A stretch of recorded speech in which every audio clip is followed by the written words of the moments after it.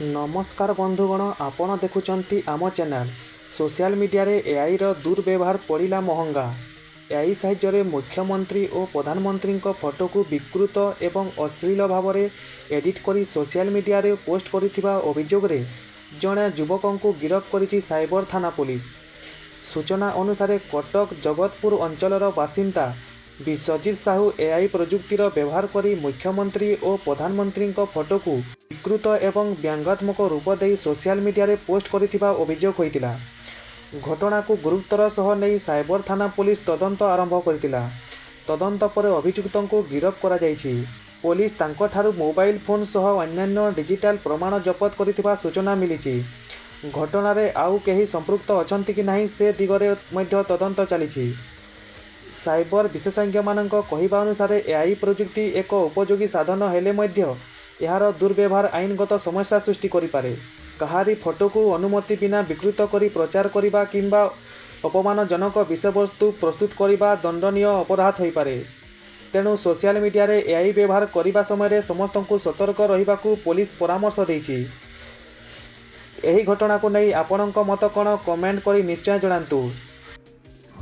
AI एवं digital साधन use करिकी सोशल मीडिया रे आम राज्य आ देशर कॉन्स्टिट्यूशनल हेड मानकर अश्लील और आपत्तिजनक फोटो वीडियो पोस्ट गोटे ट्रेंड रे परिणत होती। तो से तार तदंत करी आमे commissioner police cyber police station तरफ जड़े व्यक्ति को आमे गिरफ्त करिछु। विश्वजित साहू बोली व्यक्ति घर कटक आमे गिरफ्त करिछु।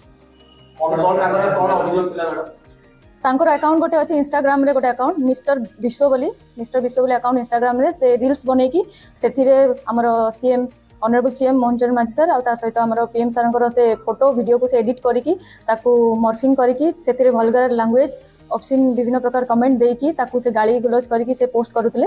तो से गुडा को पब्लिक रे शेयर हेची मिलियंस ऑफ व्यूज रे लोक मान को विभ्रांत करबा चेष्टा करा जायछि। तो ता ऊपर एक्शन टा निया जायछि। कोन कंप्लेंट हेतला ये कंप्लेंट हेतला जे एमिति केते जण व्यक्ति डिफरेंट सोशल मीडिया चैनल रे यूट्यूब इंस्टाग्राम और फेसबुक रे माने एबला डिफरेंट टेक्नोलॉजी रे यूज करके एआई रे मॉर्फिंग करके एडिटिंग करके कॉन्स्टिट्यूशनल हेड मान को ऊपर डेरोगेटरी कमेंट देबा सहित से मानकर एडिटेड इमेज से माने सर्कुलेट करूचंती आ जनसाधारण को मिथ्या प्रचार करूचंती। तो से मान को अगेंस्ट रे हमर केस गोटे हे कि कार्यानुष्ठान निया जायछि। अच्छा, विश्वजित कोन को निर्दिष्ट पार्टी रो गोटे मेंबर की विश्वजित साहू जने युवक अछंती से कोनसी पार्टी रो मेंबर नहंती।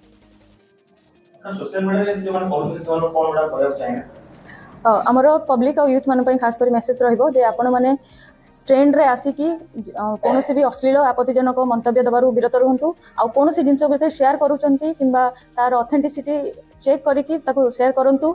आ कॉन्स्टिट्यूशनल हेड खास करी किंबा हमर तार भी व्यक्तिगत फोटो को मॉर्फिंग किंबा डिजिटली ताको एडिट करबा पूर्वरु जेउटा कि क्रिमिनली पनिशेबल अछि सेथु क्षांत रहबाकू हमर अनुरोध रहइबो।